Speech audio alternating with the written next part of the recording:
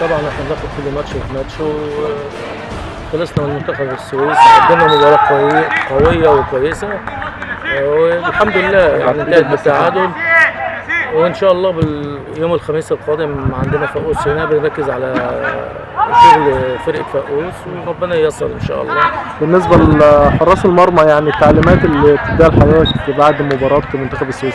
احنا لما بنخلص من ماتش بنشوف الفرقة اللي هتلعب الماتش اللي بعد اللي خلصنا منه، بنلعب بنشوف اداء الفرقة بتسم بايه، وبنشتغل على النقاط دي كلها طول الاسبوع. عندنا حراس على مستوى عالي جدا، طبعا على راسهم كرم حسن، ماشي بخطوات كويسه وخطوات ثابته.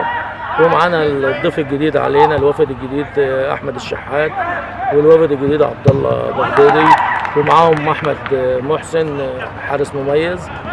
وان شاء الله الاربعه بتصارعوا على اللي يلعب. احنا بعد ماتش منتخب السويس كابتن ياسين قفل صفحه منتخب السويس بحلوه بمره بكل حاجه، بسيئاته بحسنات الماتش اللي فات.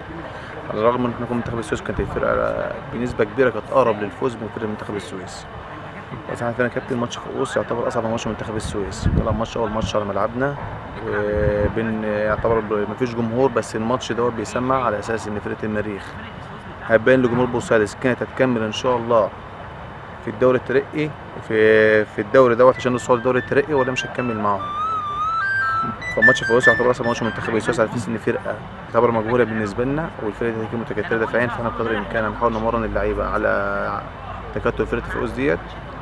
والكابتن ياسين بدأ النهارده ماتش في تمرينة النهارده ان نمرن الفرقه على فرقه ان فؤوس دي تعمل تكتل دفاعي، نمرن الفرقه اللي هي تخترق التكتل الدفاعي دوت. فرقه الله طبعا كل نتيجه بتاعت ربنا سبحانه وتعالى، بس احنا ان شاء الله بامر الله احنا جايين ناخد الطبنت. ماتش فؤوس دوت يعني يعتبر هو نقطه الانطلاق بتاعت فرقه المريخ. ماتش فؤوس يعتبر اللعيبه عارفه ان هو ماتش صعب، وماتش صعب جدا، اصعب ماتش منتخب السويس. بتأهلوا اللعيبه نفسيا ازاي يا كابتن خلال التدريبات؟ احنا بنأهل اللعيبه نفسيا، اللعيب اللي بيلعب اساسي بقدر الامكان يعني بنحاول نتكلم معاه على الماتش اللي فات كان كويس ازاي، كان وحش ازاي.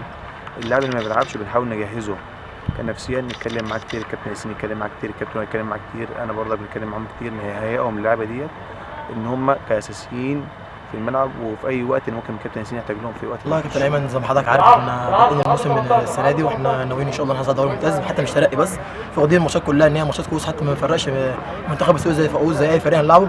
احنا اهم حاجه عندنا كل ماتش ياخد 3 بونت، وبدانا ماتش منتخب السويس الحمد لله كنا افضل وكنا اقرب تقريبا ل 3 بونت، بس الحمد لله برضه البونت مش وحش مع فرقه زي السويس. وان شاء الله احنا تعهدنا من بعد الماتش ان احنا خلاص صفحه اتقفلت.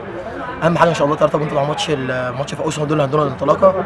واحنا الحمد لله بنتمرن كويس والناس كلها كويس، حتى كان في ناس اصابات رجعت، فجاهزين ان شاء الله للماتش، وان شاء الله باذن الله 3 بونت بتاعنا باذن الله. الحل ما بين اللعيبه وبعضها خلال التدريبات الجايه دي، هل في حد بيشد من ازر الثاني، بتساعدوا بعض على انكم دايما تسعوا للفوز وتحرزوا الفوز في جميع المباريات؟ طبعا يا كابتن احنا كان في مجموعه كده بره الفريق الاصابه او مثلا ناس بره برغبه الجهاز الفني، مثلا الناس طبعا بتبقى مثلا ايه متاثر بسبب ان هو بره الفريق او ان هو مصاب. احنا بنحاول طبعا نلم الناس كلها، لان مفيش فرق بيننا وبين بعض، كلنا فريق واحد، ومن اصغر لعيب لاكبر لعيب كلنا اي حد ممكن ياخد من الفرقه.